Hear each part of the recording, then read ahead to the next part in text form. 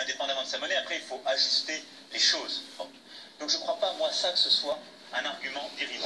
Ensuite, il y en a qui disent, parce que ça s'appelle franc CFA, pardonnez-moi, hein, mais je les laisse à leur propre turpitude. Ça, ils font ce qu'ils veulent. Moi, je ne fais pas de nominalisme. Je ne suis ni fier du nom, ni de problème avec le nom. Vous en faites ce que vous voulez. Je sais simplement que c'est une bonne chose pour un aspect, ça donne de la stabilité monétaire à ceux qui l'ont. Et c'est d'ailleurs pour ça que, quels que soient les débats, les dirigeants ne se sont pas empressés de le déchirer, parce que ça crée de la stabilité dans la région. Donc, moi je pense qu'il faut, si je peux me permettre un conseil, n'ayez pas sur ce sujet une approche bêtement post-coloniale ou anti-impérialiste. Ça n'a aucun sens, ça n'est pas de l'impérialisme. C'est pas vrai. Bon. Donc, il ne faut pas avoir ces discours-là parce que vous allez faire des bêtises. Non mais demandez à les constater, les réserves elles sont ici. Hein. Deux, ayez une vraie réflexion technique, économique pour votre pays. Qu'est-ce qui est bon pour lui? Et là, moi je vous dis, la France accompagnera la solution qui sera portée par vos dirigeants. Donc, j'accompagnerai la solution qui sera portée par l'ensemble des présidents de la zone franc actuelle et qui ont en partage le franc CFA. S'ils veulent en changer le périmètre, vous m'avez compris, je suis plutôt favorable. S'ils veulent en changer le nom, j'y suis totalement favorable. Et s'ils considèrent qu'il faut même supprimer totalement cette stabilité régionale et que c'est mieux pour eux, moi je considère que c'est eux qui décident et donc je suis favorable. Donc je ne peux pas être plus détendu sur le sujet. C'est pour la France un non-sujet. Par contre, c'est pour vos dirigeants un vrai sujet de stabilité qu'il faut aborder avec beaucoup de sérieux.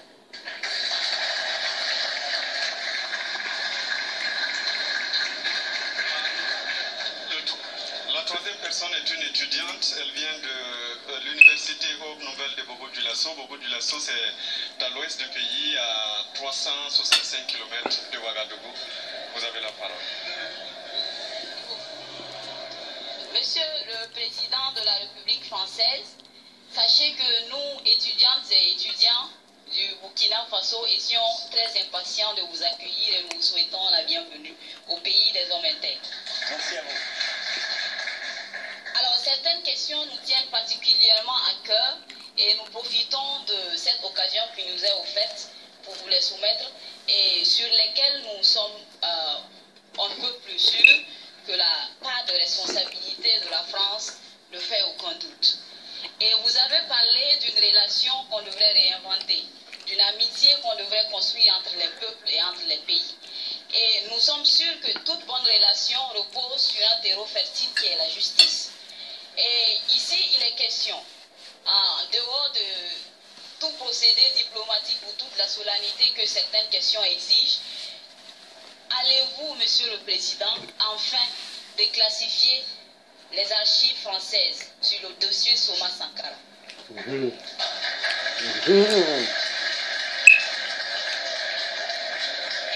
en plus de cela, nous avons espéré, hein, je vous l'assure, nous l'avons espéré, mais sans trop grande conviction, que vous amènerez avec vous dans vos valises le frère cadet de notre ancien président, M. François Compaoré. Mais malheureusement, non. Alors, je voulais savoir, avec toute l'amitié que vous nous portez, allez-vous au moins nous l'envoyer par Air France quand vous allez retourner à Paris?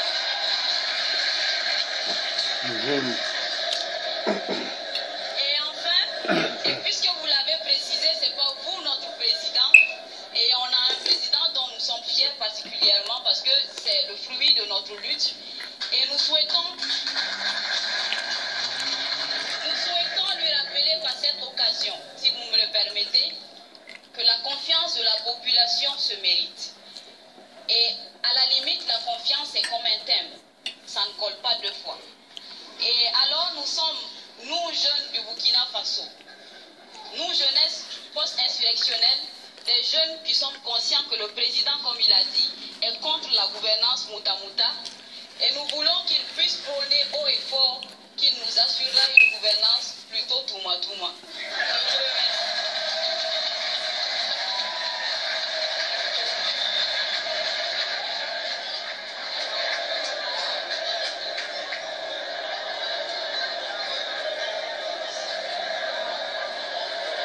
Qu'est-ce que c'est la gouvernance Touma-Touma et Mouta-Mouta?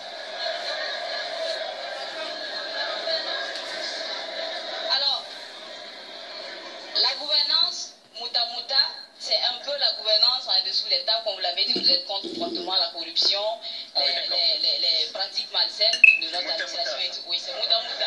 C'est authentiquement burkinabé. Et on espère peut-être bien que ça aura une place. Oui.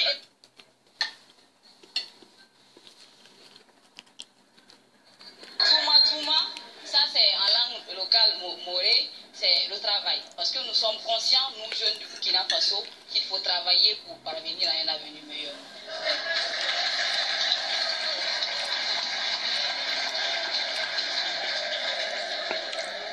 Alors, sur les questions que vous avez évoquées, je ne serai pas Mouta Mouta, je peux vous le dire. Donc, sur les suites de l'assassinat de Thomas Sankara, à qui j'ai rendu hommage au début de mon discours, je ne serais pas venu vous voir si je n'avais pas de réponse claire sur ce sujet. La plupart des archives, puisque nous sommes après 25 ans, sont accessibles pour tout le monde. Par contre, il y a en effet des archives qui sont des documents couverts par le secret de défense nationale. Non. Qui, même après 25 ans, ne sont pas ouvertes au public. Non. Et donc, j'ai pris la décision C'est que pas tous les normal. documents produits par des administrations françaises pendant le régime de Sankara et après son assassinat, qui ne soient pas disponibles et qui soient couvertes aujourd'hui par le secret défense nationale, soient déclassifiés pour être consultés en réponse aux demandes de la justice burkinabé.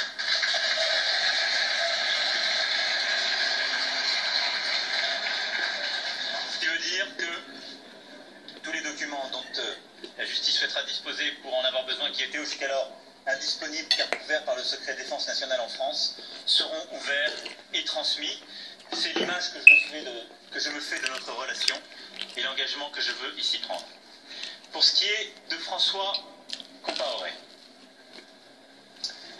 je veux d'abord vous dire que s'il a été interpellé en France le 29 octobre dernier, c'est bien parce qu'il y a une coopération exemplaire entre les justices burkinabées et françaises.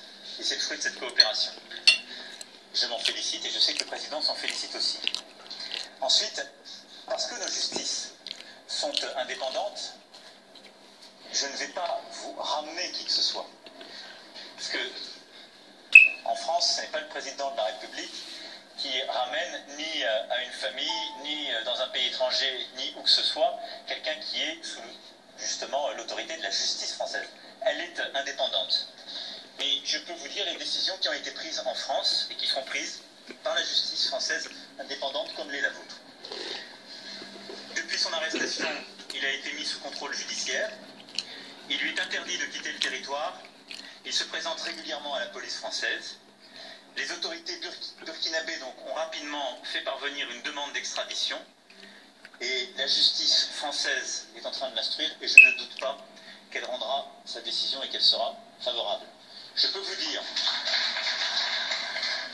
dire dans le cadre de la séparation des pouvoirs qu'en tout cas le gouvernement, le président de la République, feront tout pour accompagner cette décision et manifester l'exemplarité de la coopération entre le Burkina Faso et la France sur ce sujet.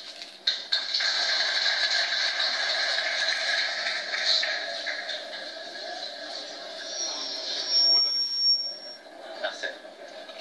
Le quatrième étudiant, comme vous allez le remarquer, la parité parfaite puisqu'il y a 2 hommes, 2 femmes. Donc Olivier Sommet Gaston, il est de l'université où nous sommes, Joseph Kizerbo Ouaggara. Bonsoir, Monsieur le Président. Récemment, le président du Faso a dit sur TV5 qu'il n'était pas d'accord avec vous sur le dividende démographique. Par exemple, la Chine n'est-elle pas une grande puissance économique basée sur sa démographie?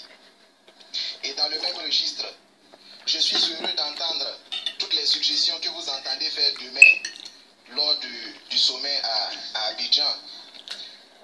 Mais je ne puis m'empêcher de me demander s'il s'agit là de la voix, vous m'excusez de l'expression, du pyromane pompier. La question est, pensez-vous, Monsieur le Président, que sous-louer la lutte contre l'immigration, comme c'est le cas en Libye, est en adéquation avec le respect des droits de l'homme si cher à la France?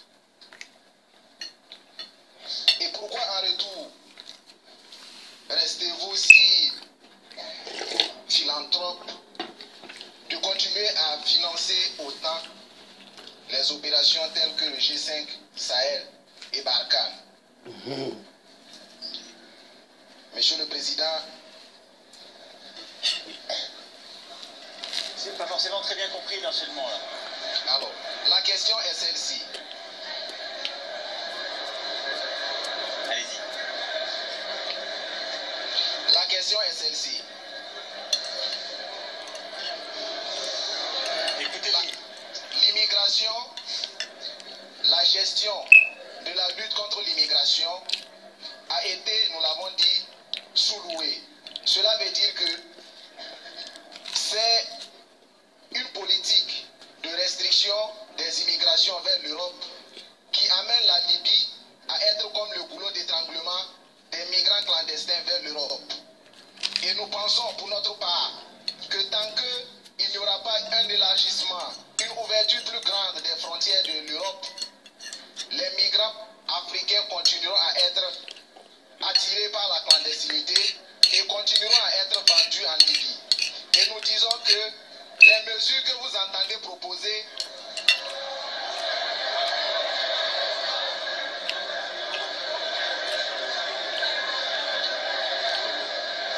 Monsieur le Président, la jeunesse africaine, Laissez monsieur poursuivre et terminer sa question. la jeunesse africaine et les milliers de Sankara ont pris le relais. Ils ont les yeux ouverts et ils n'entendent plus refermer ses yeux. Allez-y. Vous avez un peu de silence. Monsieur le Président, je disais que les milliers de Burkinabés et les milliers de Sankara ont les yeux ouverts et n'entendent plus les refermer.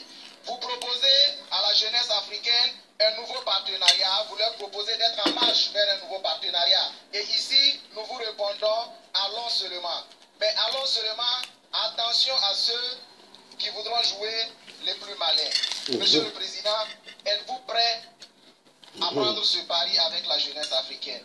Merci.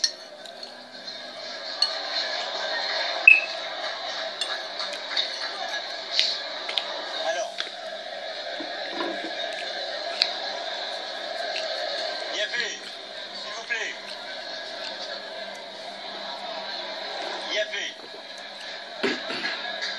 s'il vous plaît, je vais répondre à la question de monsieur. Il y a 3 questions dans ce qu'il a dit. Vous voulez faire une pause? Quoi, vous voulez poser une question? Ah d'accord, vous voulez que je fasse silence pour que je réponde. Vous êtes un soutien, merci. Je n'avais pas compris. Alors, il y a au fond 3 questions, et je vous remercie. Il y a 3 questions dans ce que vous venez de dire. La 3e question, j'y ai répondu, c'est mon discours. Oui, je vous propose une amitié nouvelle et l'île, c'est tout ce que j'ai exposé. Donc je ne vais pas le répéter. Ensuite, il y a 2 autres questions. Vous m'avez posé une question sur la démographie et une question sur la Libye. Je l'ai évoqué dans mon discours, mais je vais y revenir de manière, s'il le faut, plus ramassée pour être encore plus explicite. La démographie, ce qui a été dit par le président Kaboré, et à juste titre, c'est que j'avais accolé l'adjectif civilisationnel, ce qui était une erreur de ma part. C'est pas du tout l'adjectif qu'il fallait utiliser dans une phrase qui parlait plus largement des défis démographiques, ce qui était totalement le contraire de ce à quoi je voulais parvenir. Donc il avait raison de dire qu'il n'était pas d'accord avec ça, parce que moi non plus. Mais ne pas dire que la démographie est un sujet qui nous concerne tous en Afrique, c'est se mentir. Vous-même, dans votre question, vous êtes en train de me dire la jeunesse africaine, elle a envie d'Europe. Bah, s'il y a de la pression migratoire en Afrique, ça me concerne un peu. Vous en êtes la démonstration vivante par votre discours. Alors ensuite, vous me dressez une comparaison avec la Chine. Je ne sais pas dans quelle filière vous êtes. Mais à mon avis, si vous faites histoire, géo ou sciences politiques, il va falloir bosser dur pour la fin d'année. Parce que la Chine, c'est le pays qui pendant des décennies a une politique démographique de 1 enfant par femme. C'est l'inverse. Donc vous utilisez un exemple pour dire le contraire de ce que vous voulez dire.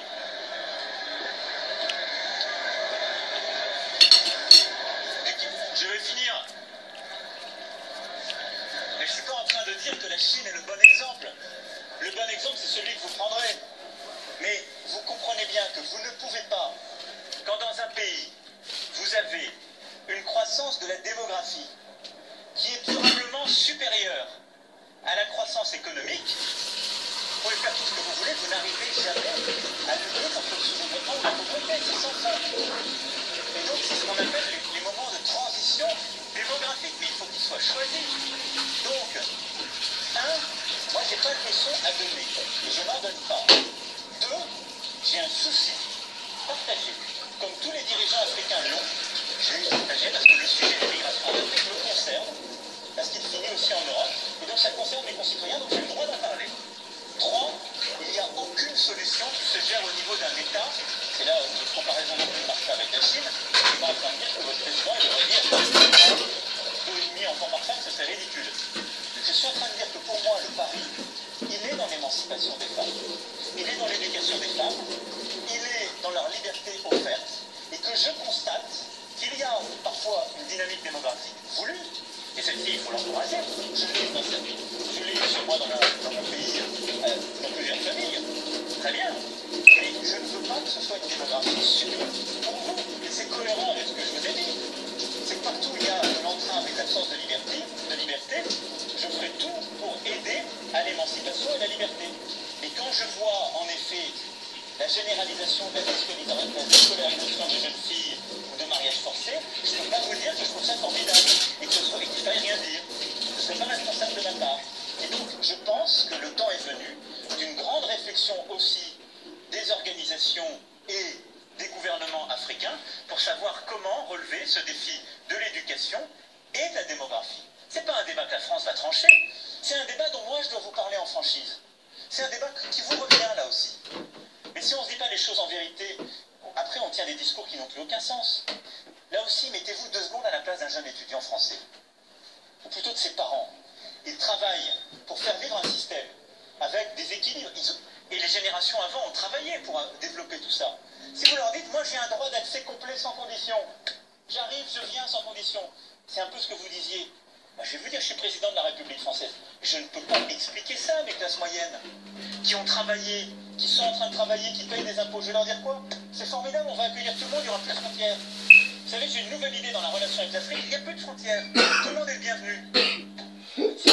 Parce que qui va financer ça? Mais les gens, vous allez nourrir quoi? Le racisme et la xénophobie dans tous les pays qui auront ces vagues. Donc nous devons avoir une relation adulte, de responsabilité partagée, de développement partagé. Comme je vous le disais tout à l'heure sur la mobilité des étudiants de part et d'autre, des entrepreneurs, des créateurs, parce qu'il y en a. Mais ça ne peut pas être les frontières ouvertes à tous les vents, ça n'existe pas. Les gens qui disent ça vous mentent. Ça se finira comment? Ça se finira en conflit. Donc ça ne marche pas. Par contre, avoir une politique comme celle que nous sommes en train de construire et de conjuguer, de développement, d'exigence mutuelle et de savoir relever ces défis, ça, c'est ma responsabilité et je la prends. Ensuite, sur la Libye. Sur la Libye, j'ai déjà parlé tout à l'heure des causes. Sur le traitement, moi je ne vois pas à qui vous parlez, mais je ne sous-traite rien. En Libye, nous sommes engagés sur le plan diplomatique pour trouver une solution politique. Et ensuite, qui sont les trafiquants? Posez-vous quand même cette question en tant que jeunesse africaine. Vous êtes incroyable. Qui sont les trafiquants? Ce sont des Africains, mon ami. Ce sont des Africains. Posez-vous aussi cette question. Ce ne sont pas des Français qui sont en train de faire les passeurs en Libye. Ce sont des Africains. Donc il faut qu'on prenne nos responsabilités tous. On a commencé à le faire pour les démanteler. Mais arrêtez dans ce discours aussi qui consiste à dire le problème c'est l'autre. Moi je connais, présentez-moi un passeur français, belge, allemand ou que sais-je qui est en train d'opérer entre le Niger et la Libye. Il n'existe pas. Donc il y a aujourd'hui en Afrique des Africains qui esclavagisent d'autres Africains. C'est ça la réalité. Et il y a des Européens qui bénéficient de cette route de la misère en Europe. Et c'est inacceptable. Dans les deux cas, ce sont des crimes. Dans les deux cas, nous les combattons avec vigueur. Mais il ne faut pas faire de leçons de morale. Moi, je sous-traite ça à personne. Mais je prends toutes mes responsabilités. Et tous ces sujets ne seront réglés par aucun propos de salle ou aucun propos simpliste. Ici, nous nous engageons, mais pas parce que nous nous désengageons de la Libye, parce que d'où partent celles et ceux qui vont vers la Libye? D'ici, de la région. Donc il faut une politique de développement, c'est l'Alliance pour le Sahel. Il faut une politique pour éradiquer ces trafiquants, c'est le G5 Sahel avec la force Barkhane. Nous remontons et luttons contre les trafics, c'est ce que je vous ai dit. Et nous avons envoyé des missions pour protéger sur le terrain. Et nous continuerons. Mais il faut aussi ce réveil collectif. Il ne faut pas s'habituer avec nos vieilles recettes. Donc l'engagement de la France, il est plein et entier. Parce que les scènes que vous avez vues, je les ai vues comme vous. Et elles sont intolérables pour moi, autant que pour vous. Et donc moi, j'y mets toutes mes forces, sur le plan diplomatique, sur le plan militaire. Moi, j'ai des enfants de ma République qui prennent tous les jours des risques et qui parfois sont tombés pour lutter contre cela. Donc ce que j'exige aujourd'hui, c'est que tous les gouvernements européens et africains se mettent derrière cette bataille pour éradiquer le terrorisme, démantèlent les groupes de trafiquants et ne ménagent plus rien.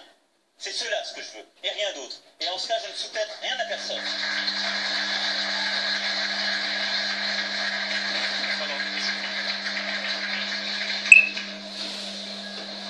Allez-y. Il faut que le micro circule, je ne l'ai pas. Monsieur le Président, il y a un étudiant qui a déjà un micro. Où êtes-vous? Sauf que, Monsieur le Président, si vous avez votre permission, il semble que vous êtes en retard sur votre programme, donc... Non, mais j'ai promis de prendre une question du fond, là. Voilà. Allez-y, là. Mais ne reposez pas des questions qui ont été posées, hein. Là, ils sont... Le monsieur, oui. Ils sont actifs, là. Venez là, venez. Venez. Non, pas vous. Venez. Oui, à votre attention, s'il vous plaît.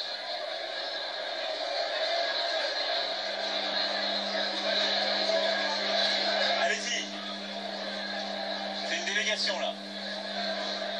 Venez. Venez, vous allez les poser.